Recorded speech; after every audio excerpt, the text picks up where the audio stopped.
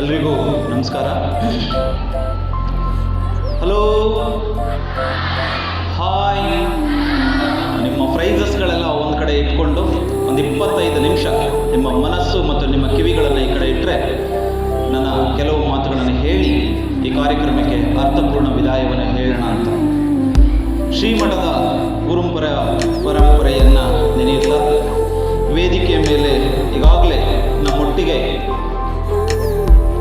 ಸಭೆಯನ್ನು ಹಂಚಿಕೊಂಡಿರ್ತಕ್ಕಂಥ ಈ ಸಭೆಯ ಮುಖ್ಯ ಅತಿಥಿಗಳು ಆಗಿರ್ತಕ್ಕಂಥ ಶ್ರೀ ಎಚ್.ಎಂ. ಬಸವರಾಜಪ್ಪನವರೇ, ಬಹುಮಾನವನ್ನು ವಿತರಣೆ ಮಾಡಲಿಕ್ಕೆ ಬಂದಿರತಕ್ಕಂಥ ಶ್ರೀ ಎಂ.ಆರ್. ಸತ್ಯನಾರಾಯಣವರೇ, ಈ ಸಮಾರಂಭದ ಅಧ್ಯಕ್ಷತೆಯನ್ನು ವಹಿಸಿಕೊಂಡಿರ್ತಕ್ಕಂಥ ಶ್ರೀಮತಿ ರಾಣಿ ಕೆ.ಎಸ್. ರವರೇ, ಕಾಲೇಜಿನ ಆಡಳಿತ ಮಂಡಳಿಯವರೇ, ಕಾಲೇಜಿನ ಅಧ್ಯಾಪಕ ವೃಂದ ಮತ್ತು ಈ ಸಮಾರಂಭದ ಕೇಂದ್ರ ಬಿಂದುಗಳಾದಂಥ ವಿದ್ಯಾರ್ಥಿನಿಯರೇ, ಮೊಟ್ಟ ಮೊದಲನೇದಾಗಿ ನಿಮ್ಮೆಲ್ಲರಿಗೂ ಸಭೆಯ ಪರವಾಗಿ, ಕಾಲೇಜಿನ ಪರವಾಗಿ, ಕಾಲೇಜಿನ ಆಡಳಿತ ಮಂಡಳಿ ಪರವಾಗಿ ಶುಭ ಕಾಮನೆಗಳನ್ನು ಬಯಸ್ತೇನೆ. ಯಾಕೆ ಸರ್ ನಮ್ಮ ಕಾಲೇಜಿಗೆ ಬಂದು ನೀವೇ ನಮಗೆ ಶುಭ ಕಾಮನೆಗಳನ್ನು ತಲುಪಿಸ್ತಾ ಇದ್ದೀರಿ ಅಂತ ಹೇಳಿದಾದರೆ, ಈ ಕಾಲೇಜಿನಲ್ಲಿ ಓದಲಿಕ್ಕೆ ಮೊಟ್ಟ ಮೊದಲನೇದಾಗಿ ಅವಕಾಶಗಳನ್ನು ಗಿಟ್ಟಿಸಿದಿರಿ. ಅದಕ್ಕೆ ನೀವು ನಿಮ್ಮ ತಂದೆ ತಾಯಿಗಳಿಗೆ, ಕಾಲೇಜಿಗೆ, ಈ ನಾಡಿಗೆ ಋಣಿಯಾಗಿರಬೇಕು. ಅಂಥದ್ರಲ್ಲಿ ಏನು ವಿಶೇಷತೆ ಸರ್, ನಾವೆಲ್ಲ 10th ಪಾಸ್ ಮಾಡ್ಕೊಂಡಿದ್ದೀವಿ, ನಮ್ಮಲ್ಲಿ ಹಣಕಾಸು ವ್ಯವಸ್ಥೆ ತುಂಬ ಚೆನ್ನಾಗಿದೆ, ಬಂದು ಸೇರ್ಕೊಂಡಿದ್ದೀವಿ ಅಂತೇಳಿ ನಥಿಂಗ್ ಇಲ್ಲ. ಈ ರಾಜ್ಯದಲ್ಲಿ ಎಷ್ಟೋ ಹೆಣ್ಣು ಮಕ್ಕಳಿಗೆ ಇವತ್ತು ಸಹ ಶಿಕ್ಷಣದಿಂದ ವಂಚಿತರಾಗಿದ್ದಾರೆ. ಪ್ರಾಥಮಿಕ ಶಾಲೆಗೆ ಬಂದಂಥ ಎಷ್ಟೋ ವಿದ್ಯಾರ್ಥಿಗಳು ಇವತ್ತು PU ಶಿಕ್ಷಣದಿಂದ ಮುಂದುವರೆದಂಥ ಶಿಕ್ಷಣವನ್ನು ಕೈಬಿಟ್ಟು ಬೇರೆಲ್ಲೋ ತಮ್ಮ ಮನೆಯ ಸಮಸ್ಯೆಗೆ ಒಳಗಾಗಿ, ತಮ್ಮ ಆರ್ಥಿಕ ಸಾಮಾಜಿಕ ಬದ್ಧತೆಯ ಸಮಸ್ಯೆಗಳಿಗೆ ಒಳಗಾಗಿ ಶಿಕ್ಷಣದಿಂದ ವಂಚಿತರಾಗ್ತಾ ಇದ್ದೀರಿ. ಹಾಗೆ ನಿಮ್ಮ ಬದುಕಾಗಲಿಲ್ಲ. ಹಾಗಾಗಿ ನಾನು ಕಾಲೇಜಿನಲ್ಲಿ ನಿಮಗೆಲ್ಲ ಸ್ಥಳಾವಕಾಶನ ಮಾಡಿಕೊಟ್ಟಂತಹ ಆಡಳಿತ ಮಂಡಳಿಗೆ ನಾನು ಈ ಸಭೆಯ ಪರವಾಗಿ ತುಂಬ ಧನ್ಯವಾದಗಳನ್ನು ಹೇಳ್ತಾ ಇದ್ದೀನಿ. ಹುಡುಗರಿ ಏನಿಲ್ಲ, ಇಷ್ಟೊಂದು ಜಿಪುಣರಾಗಬೇಡಿ. Yes thank you. ಪ್ರೀತಿಯ ವಿದ್ಯಾರ್ಥಿಗಳೇ, ಸರ್ ಒಂದು ಸ್ವಲ್ಪ ನಮ್ಮ ಬದುಕನ್ನು ನಾವು ಸುಂದರಗೊಳಿಸ್ಕೋಬೇಕು ಅಂದರೆ, ನಮ್ಮ ಬದುಕನ್ನು ಅತ್ಯುತ್ತಮವಾಗಿ ಕಟ್ಕೊಳ್ಬೇಕಂದ್ರೆ, ಕೆಲವು ಮಹಾಶಯರು ಹೇಳ್ತಾರೆ, ಇದು ಅತ್ಯಾಧುನಿಕವಾದಂಥ ಪ್ರಪಂಚ, ಸಾಕಷ್ಟು ಬಂಡವಾಳ ಬೇಕು, ಸಾಕಷ್ಟು ಅನುಭವ ಬೇಕು, ಸಾಕಷ್ಟು ಸಂಪನ್ಮೂಲಗಳು ಬೇಕು ಅಂತ ಹೇಳಿ. ಪ್ರೀತಿಯ ವಿದ್ಯಾರ್ಥಿಗಳೇ, ಈ ದಿನದಿಂದ ನೀವು ಒಂದು ಸಂಪನ್ಮೂಲಗಳನ್ನು ಕ್ರೋಢೀಕರಿಸಬೇಕು. ಅದು ಯಾವುದು ಅಂದರೆ ಒಂದು ಕನಸು ಅಂತಕ್ಕಂಥದ್ದು. ನೀವು ಹಿಡಿದಂಥ ಕೆಲಸವನ್ನು ಸಾಧಿಸೇ ತೀರ್ತೀವಿ ಅಂತಕ್ಕಂಥ ಛಲ ನಿಮ್ಮಲ್ಲಿ ಇದ್ದುದೇ ಆದರೆ ಎಂಥ ಸಾಮ್ರಾಜ್ಯ ಬೇಕಾದರೂ ಕಟ್ಟಬಹುದು, ಎಂಥ ಕೈಗಾರಿಕೆ ಬೇಕಾದರೂ ಕಟ್ಟಬಹುದು, ಎಂಥ ಬಲಿಷ್ಠವಾದಂಥ ದೇಶವನ್ನು ಬೇಕಾದರೂ ಕಟ್ಟಬಹುದು. ಆದರೆ ಒಂದು ಸುಭದ್ರವಾದಂಥ ದೇಶವನ್ನು ಕಟ್ಟಲಿಕ್ಕೆ, ಒಂದು ಸುಭದ್ರವಾದಂಥ ಕೈಗಾರಿಕೆಯನ್ನು ಕಟ್ಟಲಿಕ್ಕೆ, ಒಂದು ಸುಭದ್ರವಾದಂಥ ಒಂದು ಸಾಮ್ರಾಜ್ಯವನ್ನು ಕಟ್ಟಲಿಕ್ಕೆ ಬಂಡವಾಳವೇ ಬೇಕಾಗಿಲ್ಲ. ಬೇಕಾಗಿರುವುದು ಒಂದು ಕನಸು ಅಂತಕ್ಕಂಥದ್ದು. ಆ ಕನಸನ್ನು ಬೆಂಬಿಡದೆ ಬೆನ್ನತ್ತಿದಾಗ ನಿಜವಾಗಲೂ ಸಹ ಅದು ನನಗೆ ಸಾಕಾರ ಮೂರ್ತಿಯಾಗಿ ನಿಲ್ಲುತ್ತೆ. ವಿದ್ಯಾರ್ಥಿಗಳು ನಿಮ್ಮ ಬದುಕಿನಲ್ಲಿ ಈ ಅತ್ಯಮೂಲ್ಯವಾದಂಥ ಗುಣಗಳನ್ನು ರೂಢಿಸ್ಕೊಂಡದ್ದೇ ಆದರೆ ಒಂದು ಶಿಕ್ಷಣ ಸಂಸ್ಥೆಗೆ ನೀವು ಋಣಿಯಾಗಿದ್ದಂಗಾಗುತ್ತೆ. ನಮ್ಮ ಕನ್ನಡ ಮಣ್ಣಿಗೆ, ನಮ್ಮ ಭಾರತಾಂಬೆಗೆ ನೀವು ಗಣಿಯಾಗಿರ್ತೀರಿ.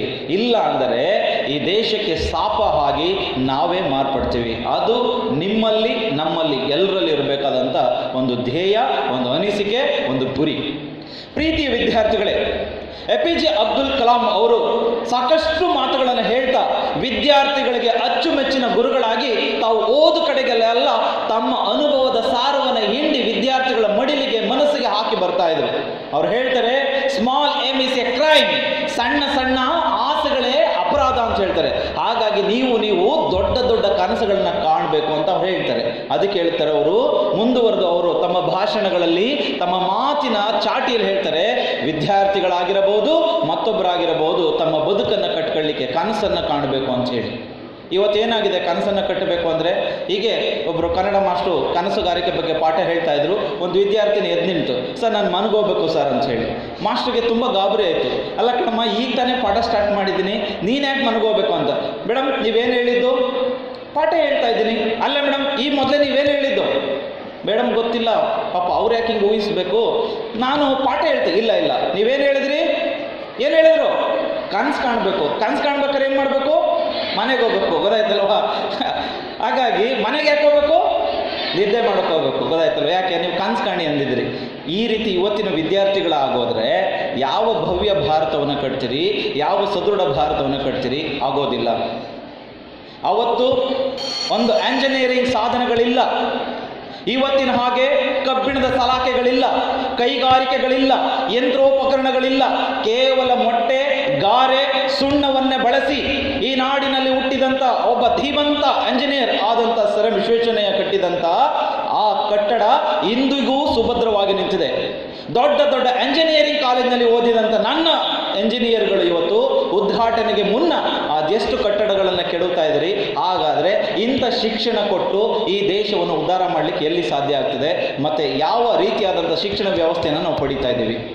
ನಾವು ನಮ್ಮಲ್ಲೇ ಅವಲೋಕನ ಮಾಡ್ಕೊಳ್ಬೇಕಾಗ್ತದೆ. ಹಾಗಾದರೆ ನನಗೆ ಬೇಕಾಗಿರ್ತಕ್ಕಂಥದ್ದು ಕೇವಲ ಸಂಬಳದ ಶಿಕ್ಷಣವೋ, ನೈತಿಕವಾದಂಥ ಶಿಕ್ಷಣವೋ, ನನ್ನ ಬದುಕನ್ನು ಸಾಕಾರಗೊಳಿಸದೇ, ನನ್ನ ಮನಸ್ಸಿಗೆ ತೃಪ್ತಿಯನ್ನು ತರದೇ, ನನ್ನ ಓದಿನಲ್ಲಿ ಆನಂದವನ್ನು ಕಾಣದೆ ಕೇವಲ ಕಾಟಾಚಾರದ ಓದು ಆದರೆ ನಾನು ಎಷ್ಟು ಡಿಗ್ರಿಗಳನ್ನು ಪಡೆದರೂ ಪ್ರಯೋಜನ ಆಗೋದಿಲ್ಲ ವಿದ್ಯಾರ್ಥಿಗಳೇ.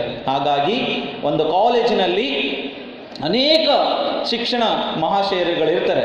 ಅವರ ಸಾರಗಳನ್ನು ನೀವು ಹೇಳಿಕೊಂಡಾಗ ಮಾತ್ರ ನಮ್ಮ ಶಿಕ್ಷಣ ವ್ಯವಸ್ಥೆಗೆ ಒಂದು ಬದ್ಧತೆ ಬರ್ತದೆ, ಮತ್ತು ನಮ್ಮ ಪಾಠಗಳಿಗೆ ಒಂದು ಅರ್ಥ ಬರ್ತದೆ. ಈ ದೇಶಕ್ಕೆ ಉತ್ತಮವಾದಂಥ ಪ್ರಜೆಗಳಾಗಿ ಬರ್ತೀರ ನೀವು. ಇಲ್ಲವಾದರೆ ನೀವೇ ಈ ದೇಶದ ಆಸ್ತಿ ಆಗೋದಕ್ಕಿಂತ ನಷ್ಟವಾಗಿ ಪರಿಣಮಿಸ್ತೀರಿ. ಇದು ನಿಮ್ಮ ಗಮನದಲ್ಲಿ ಇರಬೇಕಾಗ್ತದೆ.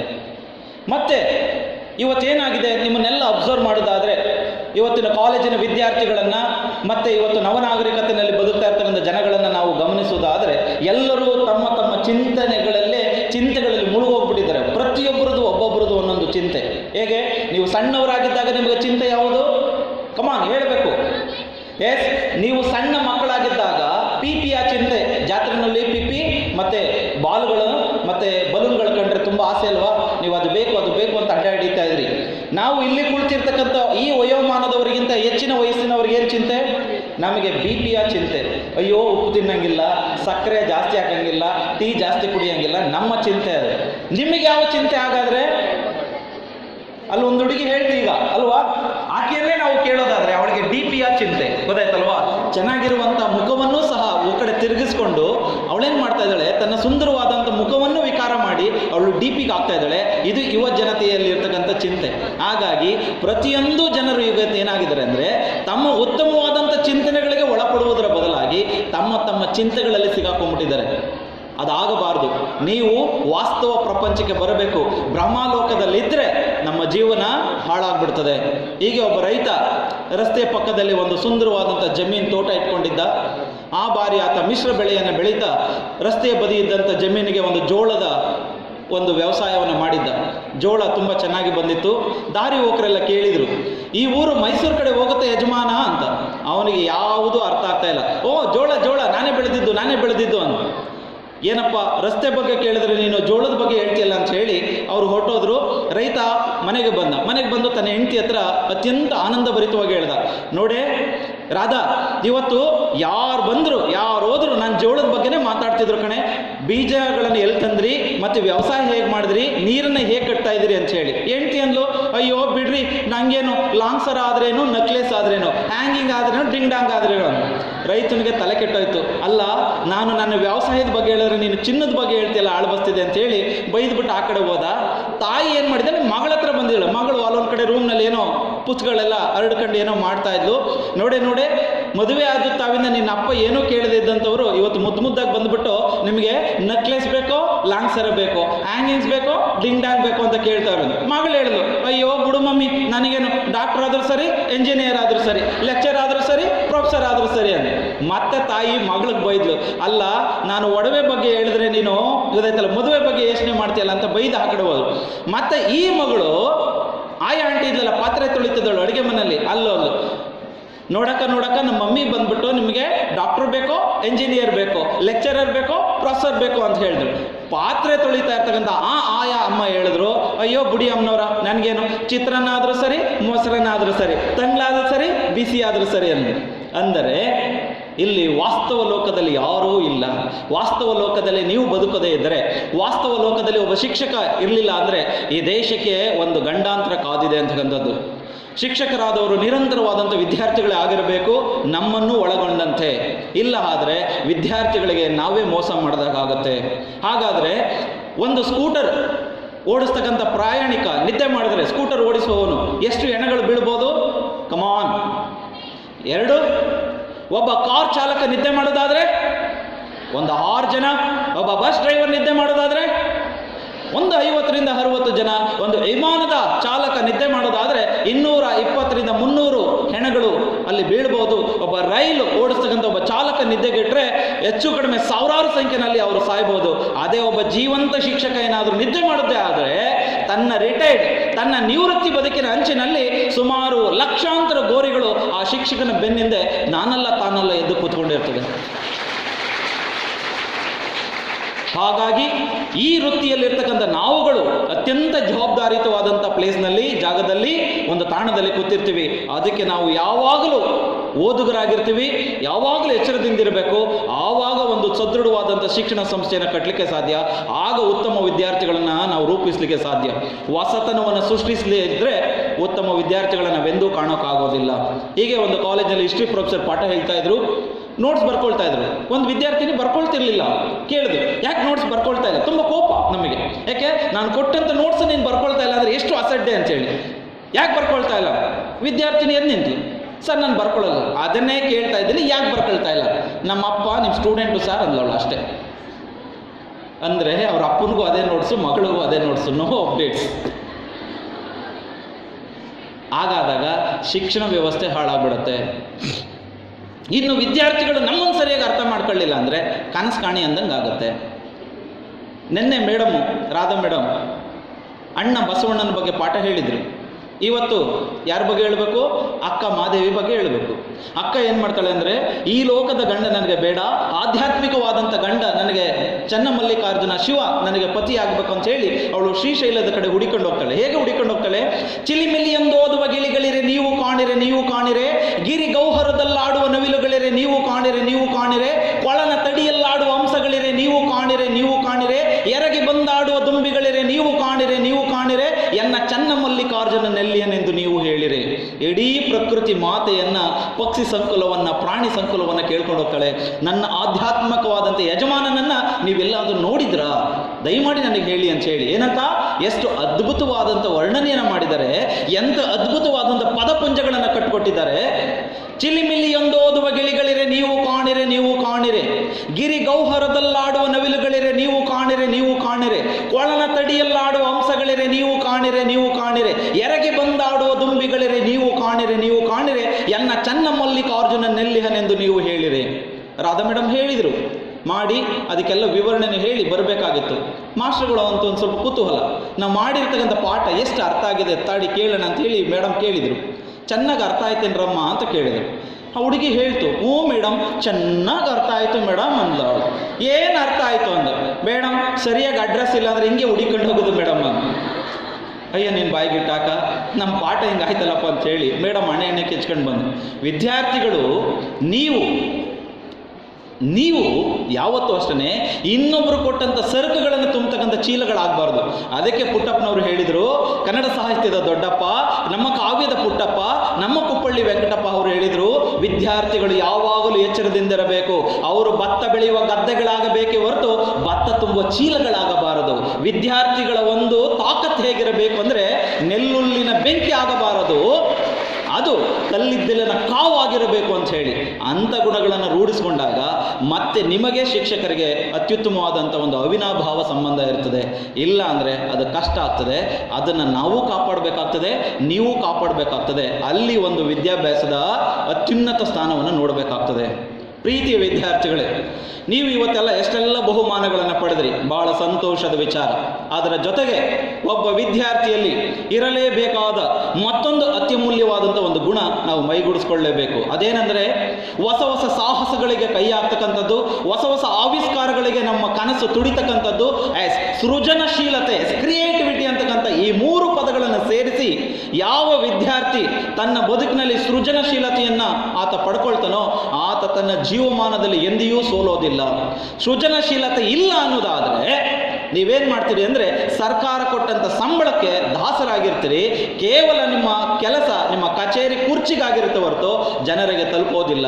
ಅದಕ್ಕೆ ಹೇಳ್ತಾರೆ, ನಾವೇನಾದರೂ ಈ ರೀತಿ ನಮ್ಮ ವಿದ್ಯಾಭ್ಯಾಸ ಆಗೋದಾದರೆ, ವಿದ್ಯಾರ್ಥಿಗಳ ಜೀವನ ಹೀಗಾಗೋದಾದರೆ ನಮ್ಮ ಬದುಕು ಹೇಗಾಗುತ್ತೆ ಅಂದರೆ, ಒಂದೂರಿನಲ್ಲಿ ಒಬ್ಬ ರಾಜ ಇದ್ದ, ಬಟ್ ಈಗಿಲ್ಲ ಅಷ್ಟೇ.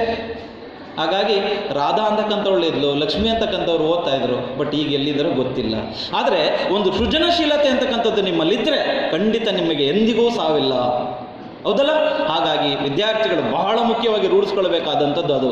ಆಗ ಈ ಸಮಾರಂಭಕ್ಕೆ, ಆಗ ಈ ನಟರಾಜ ಪ್ರತಿಷ್ಠಾನಕ್ಕೆ ಒಂದು ಅದ್ಭುತವಾದಂಥ ಬೆಲೆ ಬರ್ತದೆ. ಅದೇ ನಮ್ಮಲ್ಲಿರಬೇಕಾದಂಥ ಅತ್ಯಮೂಲ್ಯವಾದಂಥ ಒಂದು ಶಕ್ತಿ. ಅದನ್ನು ನಾವು ಮನಗಣಬೇಕು. ಏನು ಸೃಜನಶೀಲತೆ ಅಂದರೆ, ಮೇಡಮ್ ಪಾಠ ಹೇಳ್ತಾರೆ, ವಾಣಿ ಮೇಡಮ್ ಆಗಿರ್ಬೋದು, ರಾಧಾ ಮೇಡಮ್ ಆಗಿರ್ಬೋದು, ಮತ್ತೊಬ್ಬ ರಾಣಿ ಮೇಡಮ್ ಆಗಿರ್ಬೋದು. ಕೆಲವರು ಅವರ ಡ್ರೆಸ್ ಕೋಡ್ಗಳನ್ನು ನೋಡ್ತೀರಿ, ಕೆಲವರು ಅವರ ವಾಕಿಂಗ್ ಸ್ಟೈಲನ್ನು ನೋಡ್ತೀರಿ, ಅವರು ಚಾಕ್ ಪೀಸ್ನ ಹಿಡ್ಕೊಂಡು ಎಷ್ಟು ಚೆನ್ನಾಗಿ ಪಾಠ ಹೇಳ್ತಾರೆ ನೋಡ್ತೀರಿ. ಕೋಪ ಯಾವ ರೀತಿ ಮಾಡ್ಕೊಳ್ತಾರೆ, ಕೋಪ ಮಾಡಿದಾಗ, ಗಲಾಟೆ ಮಾಡಿದಾಗ ಚಾಕ್ ಪೀಸ್ನ ತುಂಡು ಮಾಡಿ ಹೇಗೆ ಹೊಡಿತಾರೆ. ಮತ್ತು ಇನ್ನು ಕೆಲವರು ಅವರ ಭಂಗಿ ಭಾವಗಳನ್ನು ನೋಡ್ತಾ ಇರ್ತೀರಿ, ಮತ್ತು ಅವರ ನಾಲೆಡ್ಜ್ ಕೆಲವನ್ನು ನೋಡ್ತಾ ಇರ್ತೀರಿ. ಇಲ್ಲಿ ಶಿಕ್ಷಕರು ಒಬ್ಬರೇ, ಐದರ್ ರಾಧಾ ಮೇಡಮ್ ಆಗಿರ್ಬೋದು ಅಥವಾ ರಾಣಿ ಮೇಡಮ್ ಆಗಿರ್ಬೋದು, ನಾನಾಗಿರ್ಬೋದು, ಎಕ್ಸೆಪ್ಟ್ ನಮ್ಮ ಸರ್ಗಳಾಗಿ ಯಾರಾದರೂ ಆಗಿರ್ಬೋದು. ಗಿಡದಿ ಹರಳಿದವು ಪ್ರಕೃತಿ ಸಕನಿಗೆ ಚಂದ, ಗಿಡದಿ ಹರಳಿದವು ಪ್ರಕೃತಿ ಸಕನಿಗೆ ಚಂದ, ಮಡದಿ ಮುಡಿದವು ಪ್ರಿಯಕರನಿಗೆ ಚಂದ, ಗುಡಿಯೊಳಗೆ ಕೊಡುವು ದೈವ ಭಕ್ತಂಗೆ ಚಂದ, ಹೂವಾಳಿಗೆ ಬಿಡಿಗಾಸಿಗೆ ಚಂದ ಮಂಕುತಿಮ್ಮ ಅಂತ ಬರೆದರು. ಇಲ್ಲಿ ವಸ್ತು ಒಂದೇ, ಹೂ. ಆದರೆ ಅದೇ ಹೂವನ್ನು ಸ್ಥಳ ಬದಲಾವಣೆ ಮಾಡ್ತಾ ಹೋದಂತೆ ಅದು ಪಡ್ಕೊಳ್ತಕ್ಕಂಥ ಶಕ್ತಿನೇ ಬೇರೆ. ಗಿಡದಿ ಹರಳಿದ ಹೂ ಪ್ರಕೃತಿ ಸಗನಿಗೆ ಚಂದ. ಪಾರ್ಕ್ನಲ್ಲಿ ಒಂದು ಗುಲಾಬಿ ಹೂ ಹರಳಿದೆ. ನಮ್ಮ ಶಿಕ್ಷಕ ಬಂಧುಗಳು, ಪ್ರಾಂಶುಪಾಲರು ನಮ್ಮ ಕೂತಿರ್ತಕ್ಕಂಥ ಶಿಕ್ಷಕ ಬಂಧುಗಳು ಬೆಳಗ್ಗೆ ಎದ್ದು ತಮ್ಮ ವಾಕಿಂಗ್ ಸಮಯದಲ್ಲಿ ಹೋಗ್ತಾ ಇದ್ದಾಗ ಅದನ್ನು ನೋಡಿ ಆನಂದ ಪಡ್ತಾರೆ. ಎಂಥ ಅದ್ಭುತವಾದಂಥ ರೊಮ್ಯಾಂಟಿಕ್ ಆದಂಥ ಬದುಕನ್ನು ಕೊಟ್ಟಿದೆಯಾ ಪ್ರಕೃತಿ ಮಾತೆ, ನಿನಗೆ ಧನ್ಯವಾದಗಳು, ಹ್ಯಾಟ್ಸ್ ಆಫ್ ಅಂತ ಹೇಳ್ತಾರೆ. ಒಂದು ಕವಿ ಹೃದಯ ಅವರಲ್ಲಿತ್ತು, ಅದನ್ನು ಕಂಡರು. ಹೂವನ್ನು ನೋಡಿ ಪ್ರಕೃತಿ ಮಾತೆಗೆ ತಮ್ಮ ನುಡಿ ನಮನಗಳನ್ನು ಹೇಳಿದರು. ತಮ್ಮ ಅದ್ಭುತವಾದಂಥ ಈ ಭೂತಾಯಿಯ ಮಡಿಲಿಗೆ, ಈ ಭೂತಾಯಿಯ ಕೊರಳಿಗೆ ಅವರು ನಮನಗಳನ್ನು ಸಲ್ಲಿಸಿದರು. ಒಂದು ಕಾಲೇಜ್ ಹುಡುಗನ ಕಂಡ್ರೆ ಅದನ್ನು, ಅಯ್ಯೋ ಇದೇ ಹೂ ತಗೊಂಡೋಗಿ ನಾನು ಹುಡುಗಿ ಕೊಟ್ಟಿದ್ರೆ ನನ್ನ ಡವ್ ಎಷ್ಟು ಸಕ್ಸಸ್ ಆಗ್ತೈತಂತ. ಅವನ ಆಲೋಚನೆಗಳೇ ಬೇರೆ. ಅವನು ಪ್ರೇಮಿ, ಅವನು ಲವ್ ಗಿಟ್ಟಿಸ್ಕೋಬೇಕು.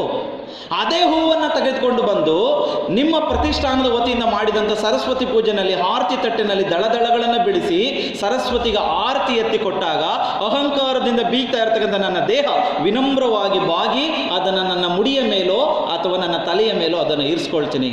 ಹೂವಾಳಿಗೆ ಬಿಡಿಗಾಸಿಗೆ ಚಂದ ಮಂಕುತಿಮ್ಮ.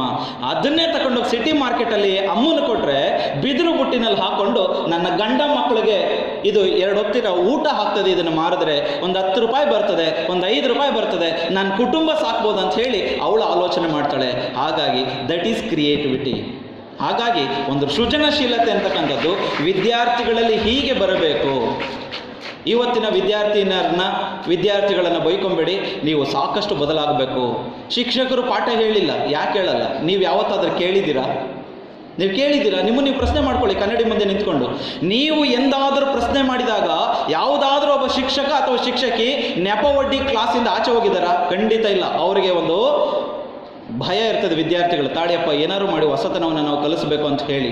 ನೀವು ಕೇಳ್ದೇ ಸುಮ್ಮನೆ ಕೂತ್ಕೊಂಡಾಗ ಏನಾಗುತ್ತೆ ಅಂದರೆ, ನಮಗೆ ತಿಳಿದಂಥ ನಾಲೆಡ್ಜನ್ನು ನಿಮ್ಗೆ ಹಂಚಿ ಹೋಗ್ತೀವಿ ಪ್ರತಿ ಸಾರಿ.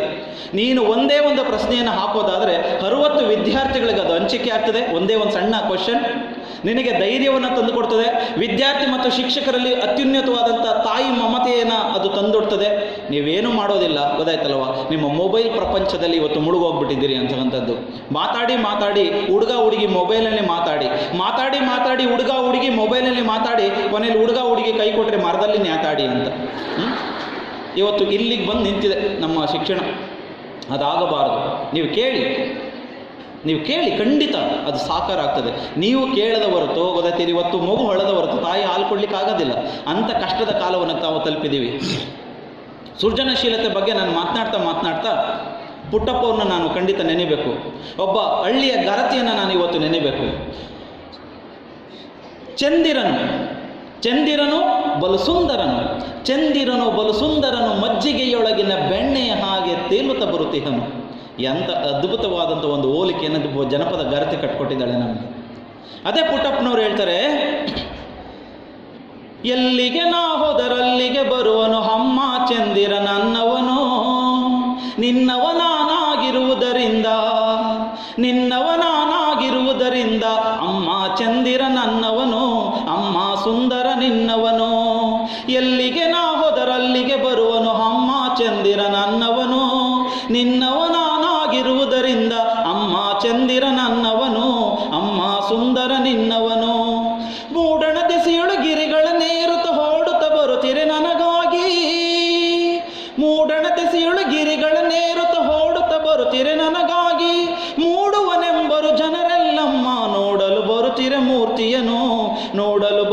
ಮೂರ್ತಿಯನು, ಎಲ್ಲಿಗೆ ನಾ ಹೋದರಲ್ಲಿಗೆ ಬರುವನು ಅಮ್ಮ ಚಂದಿರ ನನ್ನವನು, ನಿನ್ನವನಾಗಿರುವುದರಿಂದ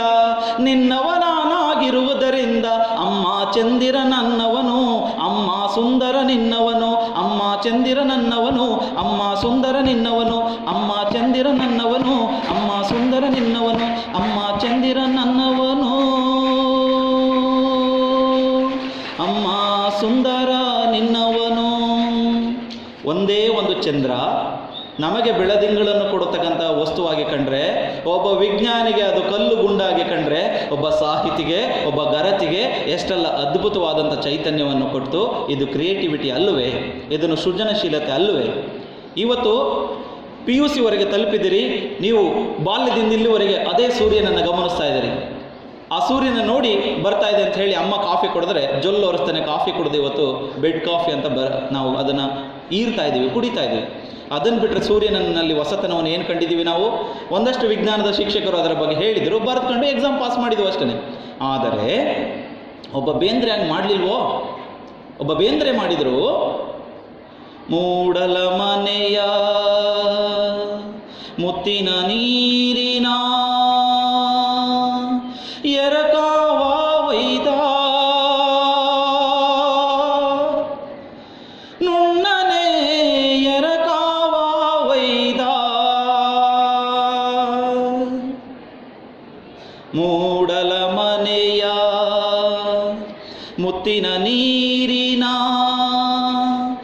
ಎರಕಾವ ವೈದ, ನುಣ್ಣನೆ ಎರಕಾವ ವೈದ. ಮೂಡಲು ತೆರೆದು ಬೆಳಕು ಹರಿದು ಜಗವೆಲ್ಲ ತೊಯ್ದ, ದೇವನು ಜಗವೆಲ್ಲ ತೊಯ್ದ.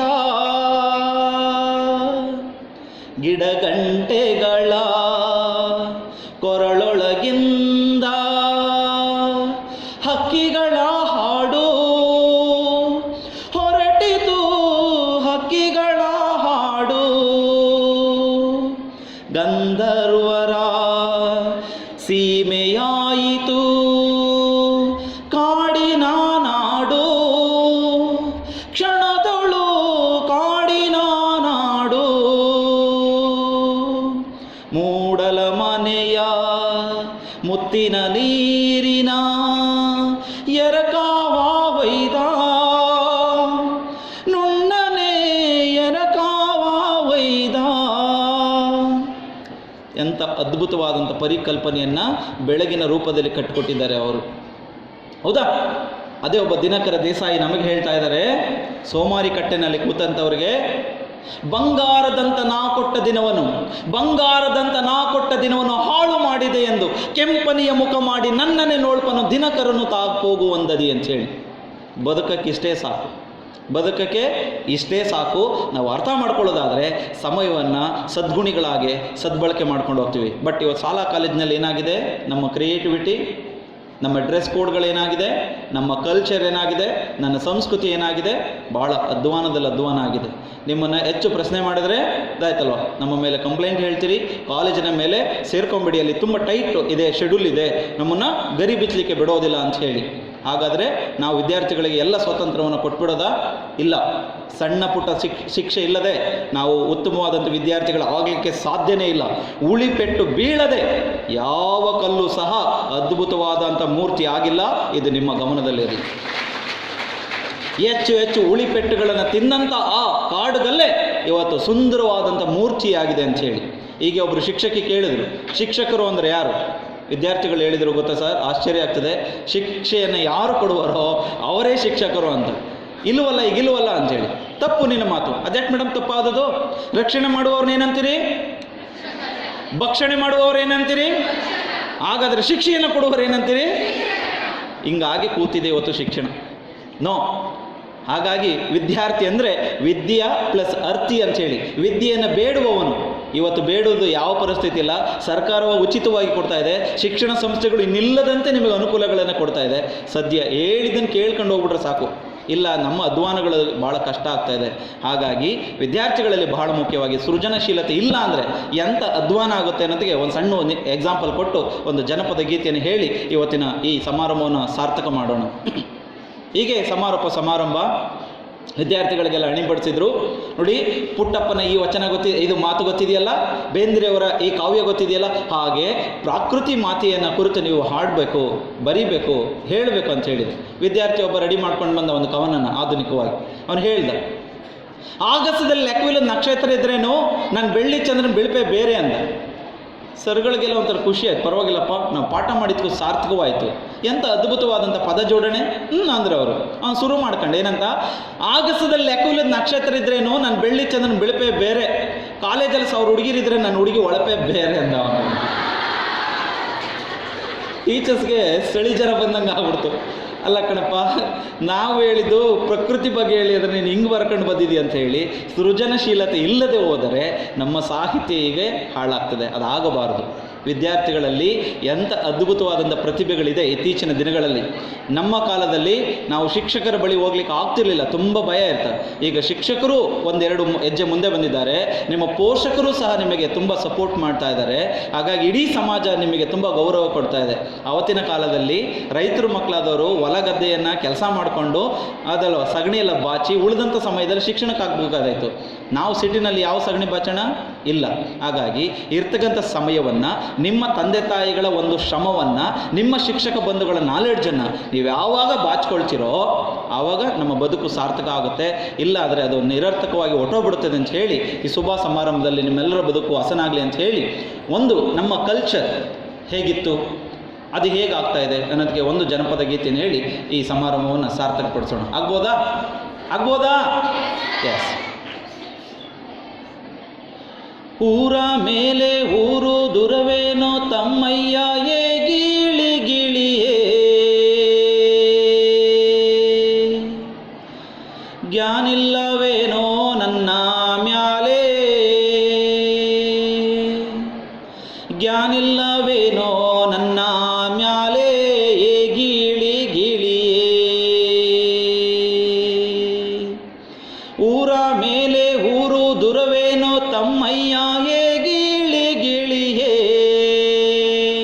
ಜ್ಞಾನಿಲ್ಲವೇನೋ ನನ್ನ ಮ್ಯಾಲೆ ಏ ಗಿಳಿ ಗಿಳಿಯೇ, ಜ್ಞಾನಿಲ್ಲವೇನೋ ನನ್ನ ಮ್ಯಾಲೆ ಗೌರಿಯ ಏ ಗಿಳಿ ಗಿಳಿಯೇ, ಕಾಯಾಗೆ ಹೊಡೆದು ಕಡು ಜಾಣ ಏ ಗಿಳಿ ಗಿಳಿಯೇ, ಕಾಯ ಕೈಯ ಹೊಡೆದೆ ಮೈಯ ಗಂಗೆಲಿ ಮಿಂದೆ ಏ ಗಿಳಿ ಗಿಳಿಯೇ, ದೂರದ ಕೈಯ ಸುಖವಾಗಿರುವಾಳೆಂದು ಏ ಗಿಳಿ ಗಿಳಿಯೇ, ದೂರದ ಹಕ್ಕಯ್ಯ ಸುಖವಾಗಿರುವಾಳೆಂದು ಏ ಗಿಳಿ ಗಿಳಿಯೇ, ದೀರೈಸಿಕೊಂಡೆ ಮಾನದಾಗೆ ಏ ಗಿಳಿ ಗಿಳಿಯೇ, ದೂರಾಲ ಸೀಮೆಗೆ ನಾರಿ ನಾನೊಬ್ಬಳೆ ಏ ಗಿಳಿ ಗಿಳಿಯೇ, ದೀರೈಸಲಾರೆ ದಿನಗಳ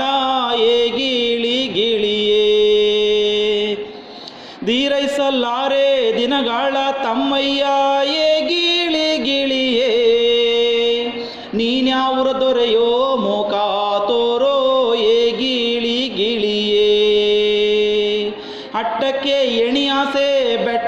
ಬಿದಿರಾಸೆ ಏ ಗಿಳಿ ಗಿಳಿಯೇ, ಹೆಣ್ಣು ಮಕ್ಕಳಿಗೆ ತವರಾಸೆ ಏ ಗಿಳಿ ಗಿಳಿಯೇ, ಹೆಣ್ಣು ಮಕ್ಕಳಿಗೆ ತವರಾಸೆ ನನ್ನವ್ವ ಏ ಗಿಳಿ ಗಿಳಿಯೇ, ನಿನ್ನಾಸೆ ನನ್ನ ಬಿಡಾದಲ್ಲೇ ಏ ಗಿಳಿ ಗಿಳಿಯೇ, ನಿನ್ನಾಸೆ ನನ್ನ ಬಿಡದಲ್ಲೇ ನನ್ನವ್ವ ಏ ಗಿಳಿ ಗಿಳಿಯೇ,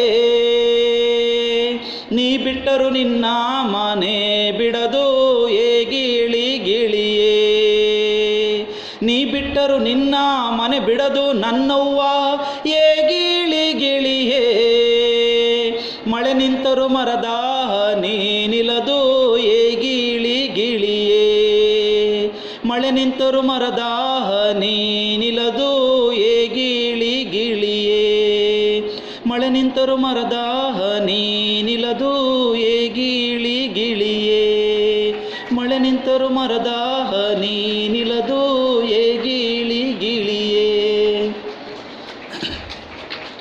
ಪ್ರೀತಿಯ ವಿದ್ಯಾರ್ಥಿ ಬಳಗಕ್ಕೆ, ನಟರಾಜ ಕಾಲೇಜಿನ ಪ್ರತಿಷ್ಠಾನಕ್ಕೆ, ಶ್ರೀಮತಿ ರಾಧಾ ಅವರಿಗೆ, ಕಾಲೇಜಿನ ಎಲ್ಲ ಅಧ್ಯಾಪಕೇತರರಿಗೆ ನಾನು ಈ ವೇದಿಕೆ ಪರವಾಗಿ ನನ್ನ ನುಡಿ ನಮನಗಳನ್ನು ತಿಳಿಸ್ತಾ, ಈ ಸುಂದರ ಅವಕಾಶಕ್ಕೋಸ್ಕರ ತಮ್ಮೆಲ್ಲರಿಗೂ ಅನಂತ ಧನ್ಯವಾದಗಳನ್ನು ಹೇಳ್ತಾ, ಪ್ರೀತಿಯ ವಿದ್ಯಾರ್ಥಿಗಳೇ, ಮಲೆಗೆ ಇದ್ದರೆ ಸಾವು, ಮಲೆಗೆ ಇದ್ದರೆ ಸಾವು, ಕುಳಿತೇ ಇದ್ದರೆ ರೋಗ, ನಿಂತಿದ್ದರೆ ಶಿಕ್ಷೆ, ಅದು ನಡೆಯುತ್ತಿದ್ದರೆ ಮಾತ್ರ ಬದುಕು ಅಂತ ಹೇಳ್ತಾ ಇದ್ದೀನಿ. ನಿಮ್ಮ ಬದುಕು ಹಸನಾಗಲಿ, ನಿಮ್ಮ ಬದುಕೆಲ್ಲ ಬಂಗಾರ ಆಗಲಿ ಅಂತ ಹೇಳ್ತಾ ನನ್ನ ಕೆಲವು ಮಾತುಗಳನ್ನು ಮುಗಿಸ್ತಾ ಇದ್ದೀನಿ. ನಮಸ್ಕಾರ, ಶುಭ ದಿನ, ಬಾಯ್ ಬಾಯ್.